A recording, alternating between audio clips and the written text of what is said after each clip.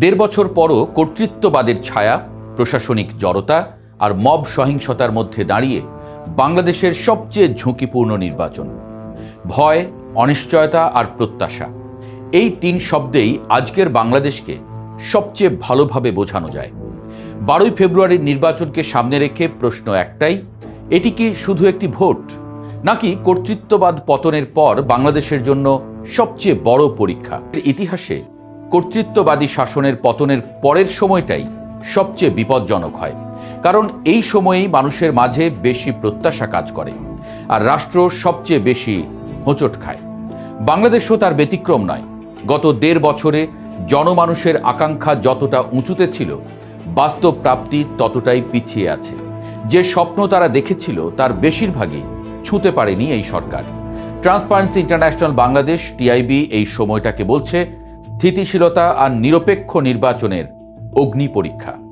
বর্তমান অস্থিরতার মূল কারণ প্রশাসনিক দীর্ঘসূত্রিতা আর সংস্কার বিরোধী মানসিকতা, এটাই বলছে টিআইবি। কর্তৃত্ববাদী শাসন গেছে ঠিকই, কিন্তু তার ছায়া এখনো রাষ্ট্রযন্ত্রের ভেতরে রয়ে গেছে। এই পুরনো শক্তিগুলোই আজ জননিরাপত্তা দুর্বল করছে, সিদ্ধান্তে অনিশ্চয়তা বাড়াচ্ছে আর ভোটারদের আস্থা ক্ষয় করছে। ফলে দিন দিন সাধারণ মানুষের মনে অনাস্থা তৈরি হয়েছে। এখানে একটা বিষয় পরিষ্কার করা প্রয়োজন যে নির্বাচনের নিরপেক্ষতা শুধু নির্বাচন কমিশনের উপর নির্ভর করে না, এটি নির্ভর করে পুরো উত্তরণকালীন সরকারের বিশ্বাসযোগ্যতার উপর। এখন আসি এই নির্বাচনের সবচেয়ে বিপজ্জনক ইস্যু, মব সহিংসতা। এটা কোনো বিচ্ছিন্ন আইনশৃঙ্খলা সমস্যা নয়। মব ভায়োলেন্স মানে রাষ্ট্রের কর্তৃত্বকে প্রকাশ্যে চ্যালেঞ্জ করা। যখন রাষ্ট্র নাগরিককে সুরক্ষা দিতে ব্যর্থ হয়, তখন আইন নয়, সংখ্যাই ক্ষমতা হয়ে ওঠে। টিআইবি যে তথ্য দিচ্ছে তা আরও ভয়ঙ্কর। সাম্প্রতিক মব সহিংসতার সূচনা হয়েছিল প্রশাসনিক কেন্দ্র সচিবালয় থেকে, অর্থাৎ রাষ্ট্রের সবচেয়ে সুরক্ষিত জায়গাতেই যদি নিয়ন্ত্রণ ভেঙে পড়ে, তাহলে বাইরে কি হবে তা আর অনুমান করার দরকার নেই। এখন প্রশ্ন, এই পরিস্থিতিতে 12ই ফেব্রুয়ারির নির্বাচন কতটা নিরাপদ? ঝুঁকিগুলো স্পষ্ট। প্রথমত, প্রশাসনিক নিয়ন্ত্রণহীনতা। সচিবালয়ে যে মব শক্তিশালী হয়, তারা মাঠ পর্যায়ের কর্মকর্তাদের উপর চাপ তৈরি করতে পারে। দ্বিতীয়ত, ভোটকেন্দ্রে প্রভাব বিস্তার।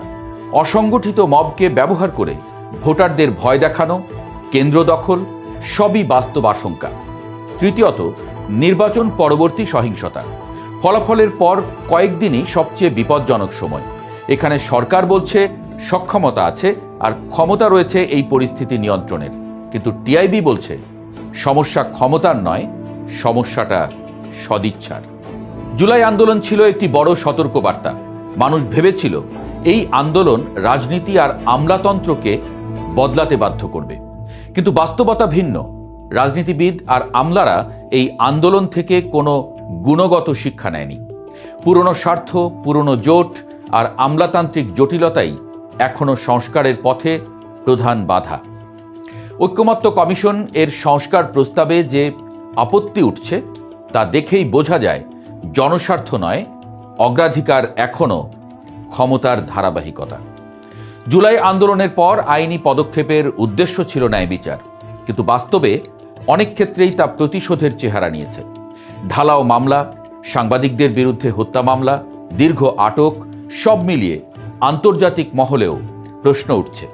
টিআইবি স্পষ্ট করে বলছে, ন্যায় বিচার মানে শুধু হত্যা মামলার বিচার নয়।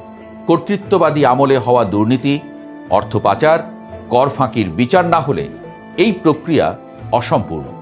এর সঙ্গে যোগ হয়েছে সরকারের প্রস্তাবিত গণমাধ্যম ও সম্প্রচার কমিশন। টিআইবি বলছে এগুলো লোক দেখানো। ফলাফল হিসেবে মিডিয়া আরও নিয়ন্ত্রণের মুখে, সংবাদপত্রের স্বাধীনতা চরম সংকটে। 12ই ফেব্রুয়ারির নির্বাচন তাই শুধু একটি ভোট নয়, এটি ঠিক করবে বাংলাদেশ সত্যি কর্তৃত্ববাদ পরবর্তী পথে হাঁটছে, নাকি পুরনো ব্যবস্থাই নতুন মুখোশে ফিরছে। আইনশৃঙ্খলা দেখালেই এই নির্বাচন গ্রহণযোগ্য হবে না, দরকার রাজনৈতিক সদিচ্ছার বাস্তব প্রমাণ।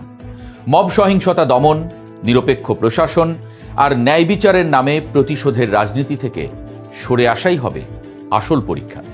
এই পরীক্ষায় ব্যর্থ হলে ক্ষতি শুধু একটি নির্বাচনের হবে না, ক্ষতিগ্রস্ত হবে বাংলাদেশের ভবিষ্যৎ।